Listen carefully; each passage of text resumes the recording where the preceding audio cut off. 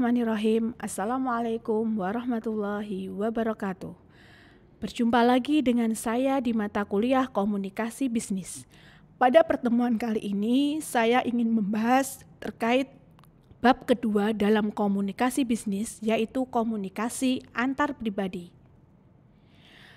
Tujuan dari pembelajaran kita pada kali ini adalah 1. Menjelaskan pengertian dari komunikasi antar pribadi. Kedua, memahami tujuan komunikasi antar pribadi. Yang ketiga, membedakan aneka gaya kepemimpinan. Yang keempat, menjelaskan teori kebutuhan manusia. Dan terakhir adalah menjelaskan mendengarkan sebagai keahlian berkomunikasi antar pribadi. Jadi penekanan pada pembahasan kita kali ini adalah bagaimana bisa berkomunikasi antar pribadi, baik itu dengan teman kita atau boleh jadi dalam keseharian aktivitas kita. Pengertian komunikasi antar pribadi.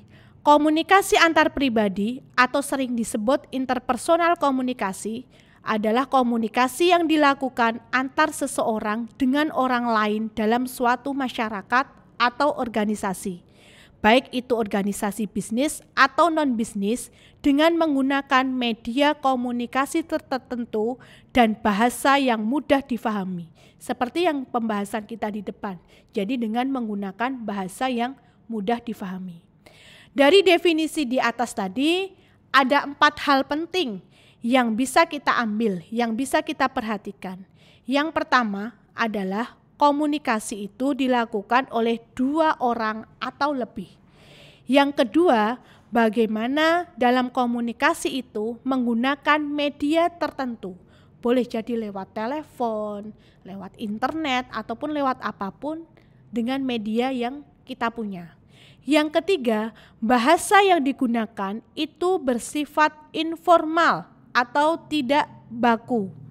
Yang keempat, tujuannya bersifat personal maupun formal, dengan tujuan baik itu bersifat pribadi ataupun dengan tujuan yang bersifat formal.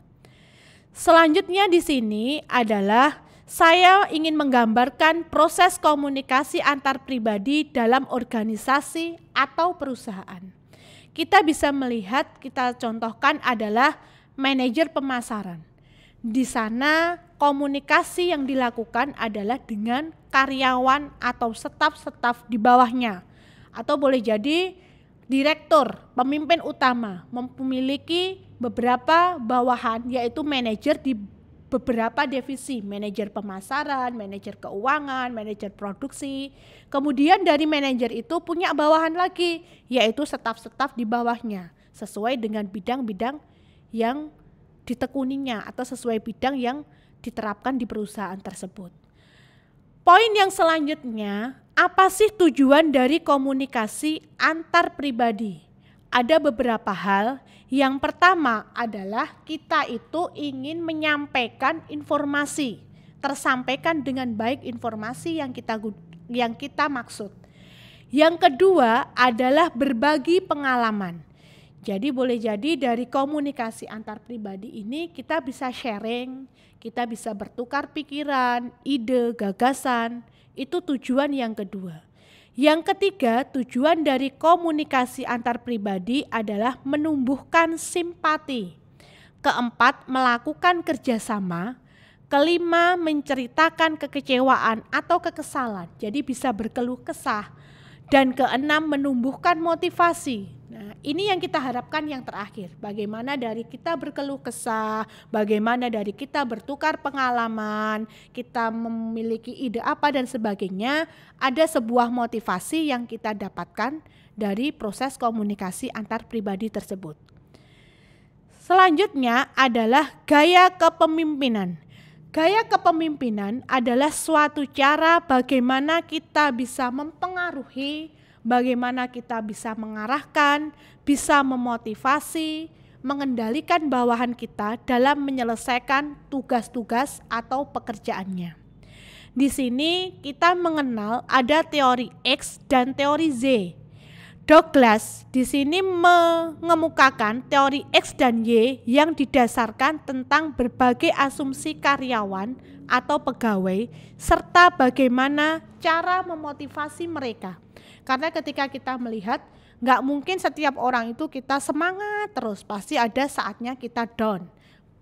Pasti ada saatnya kita futur, kita perlu motivasi di sana. Di sini digambarkan dalam teori X, karyawan itu cenderung tidak suka atau malas bekerja, bahkan mau menghindari pekerjaan. Jadi boleh jadi bekerja itu hanya sekedar aku bekerja saat-saat saja gitu ya, atau mungkin hanya sekedar saya penting digawean. Nah, yang kedua, di teori X ini karyawan selalu ingin diarahkan. Jadi boleh jadi karena kemampuan skillnya yang kurang, atau boleh jadi karena memang belum tahu atau memang butuh arahan, sehingga di teori X ini memang masih perlu banyak motivasi. Yang ketiga, karyawan itu menginginkan manajer harus selalu mengawasi kerja karyawan. Jadi inginnya itu diawasi, inginnya diperhatikan dan sebagainya. Tapi berkebalikan dengan teori Y. Kalau teori Y ini tanpa adanya atasan pun kita bekerja secara profesional. Kita suka bekerja, memiliki komitmen yang tinggi pada tujuan organisasi. Karyawan belajar untuk menerima, bahkan mencari tanggung jawab pada saat bekerja. Bukan berarti malah berleha-leha. Wah, waktuku sisa, aku tangguh apa ya? Aku harus ngapain ya? Nah, seperti itu. Selanjutnya adalah terkait dengan ini tadi ya, 4 gaya kepemimpinan. Dari sini Ludlow dan Penton mengemukakan 4 gaya kepemimpinan, baik itu pengarahan atau directing, kedua pembekalan atau coaching, ketiga dukungan, dan keempat pendelegasian.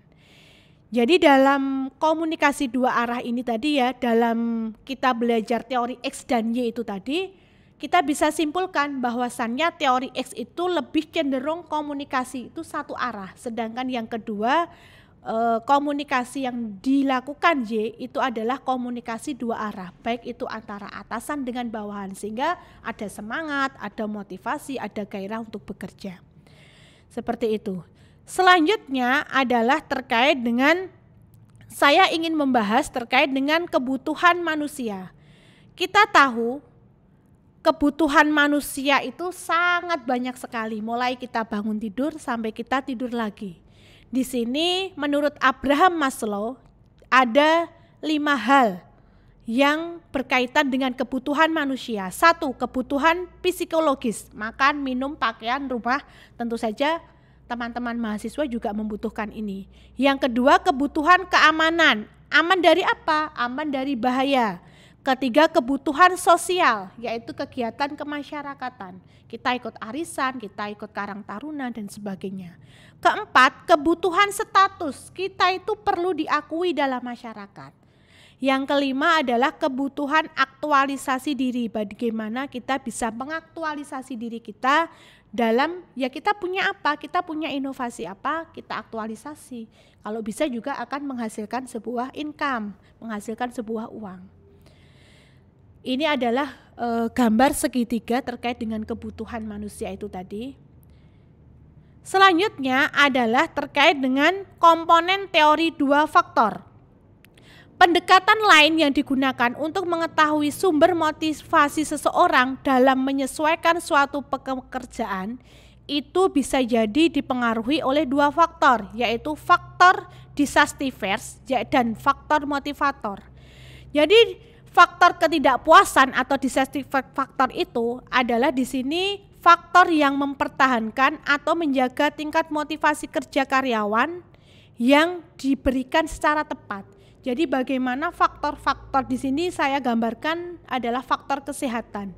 Ternyata seseorang atau karyawan itu butuh yang namanya faktor higienis di sini, yaitu bagaimana kondisi kerjanya, bagaimana gajinya, bagaimana saya gambarkan di sini statusnya, hubungan dengan rekan kerjanya itu seperti apa, itu ternyata perlu kehidupan pribadinya seperti apa.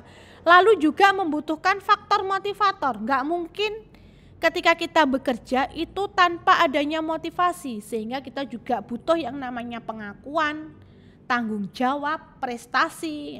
Atau boleh jadi seorang pimpinan itu ketika bisa sesuai dengan target A, maka akan saya kasih hadiah ini. Itu ternyata perlu dalam suatu bisnis, dalam suatu perusahaan. Atau terkait dengan pengembangan, jadi tidak stagnan. Pinternya dalam satu sisi tok, tapi perlu dikembangkan bakatnya itu. Bisa mengikuti pelatihan, bisa mengikuti seminar dan sebagainya. Itu tadi. Selanjutnya terkait dengan ada beberapa saran agar dalam mendengarkan itu bisa berlangsung secara efektif. Di sini saya gambarkan ternyata dalam proses komunikasi itu tadi antara atasan dan bawahan itu perlu adanya komunikasi secara efektif. Apa saja yang perlu kita perhatikan? Yang pertama, bagaimana kita bisa memperhatikan lawan bicara kita. Jangan sampai kita berbicara tapi wajah kita ke atas, atau boleh jadi wajah kita tidak menghadap, tidak memandang mata yang kita ajak bicara. Itu keliru dalam proses komunikasi yang efektif. Yang kedua, berikan umpan balik, berikan feedback, tidak hanya sekedar ya atau mungkin diam saja, tapi berilah masukan, berilah feedback. Ketika sepakat bagaimana dengan bahasa kita, ketika tidak sepakat bagaimana masukan kita. Jadi ada komunikasi dua arah. Yang ketiga, mendengarkan membutuhkan waktu, sehingga diperlukan komunikasi yang dilakukan secara tatap muka terkait dengan sang pengirim pesan dan penerima pesan. Ini yang sering kita lakukan ya, kadang boleh jadi kita hanya lewat WA saja, atau mungkin lewat telepon saja, atau lewat SMS saja dan sebagainya. Tapi ternyata dalam komunikasi yang efektif itu memerlukan kita ketemu secara langsung. Kita melihat, ternyata yang kita bahas itu seperti ini, karena mungkin dalam bahasa SMS, dalam bahasa WA yang mungkin digunakan rekan-rekan mahasiswa sering terjadi mungkin beda pendapat dan sebagainya, sehingga itu tadi harapannya bisa bertatap muka secara langsung. Terakhir, gunakan pengetahuan Anda tentang orang yang berbicara tersebut dapat menarik manfaat yang positif bagi Anda. Jadi ada sesuatu yang kita ambil, Mas A, dia itu pintar dalam sisi ini, Mbak B, dia itu ternyata secara komunikasinya bagus. Bisa kita ambil manfaat di setiap orang yang kita ajak bicara. Itu ya, sebagai kesimpulan terakhir dalam bab kedua ini terkait dengan komunikasi pribadi ini, ternyata komunikasi antar pribadi itu memerlukan banyak hal-hal yang bisa kita lakukan dalam aktivitas kita, mungkin berkomunikasi di masyarakat, baik itu komunikasi kita dengan keluarga kita, dalam perusahaan kita, dalam bisnis kita. Sehingga komunikasi antar pribadi merupakan salah satu bentuk komunikasi yang dilakukan antara individu satu dengan individu yang lain, baik yang terjadi dalam suatu proses masyarakat umum atau dalam suatu organisasi, baik itu bisnis ataupun non-bisnis. Yang kedua, tujuan dari komunikasi antar pribadi itu adalah untuk menyampaikan informasi, berbagi pengalaman, memotivasi, melakukan kerjasama, menumbuhkan simpati, atau hal-hal lain yang bisa kita ambil dalam setiap proses kita komunikasi. Yang ketiga, ketika komunikasi antar pribadi terjadi, maka jadilah pendengar yang baik. Jadi jangan sampai kita memutus komunikasi di tengah jalan. Itu ternyata juga akan mempengaruhi kita menangkap sesuatu komunikasi yang kita lakukan.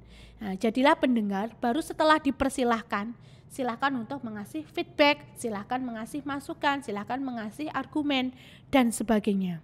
Itu ya dalam pembahasan kita kali ini, karena memang saling terkait ya, terkait bab 1, bab 2, nanti selanjutnya di bab 3 masih ada hubungannya dengan komunikasi. Mungkin itu saja yang bisa saya sampaikan di pertemuan kali ini. Terima kasih atas waktunya. Saya tutup. Wassalamualaikum warahmatullahi wabarakatuh.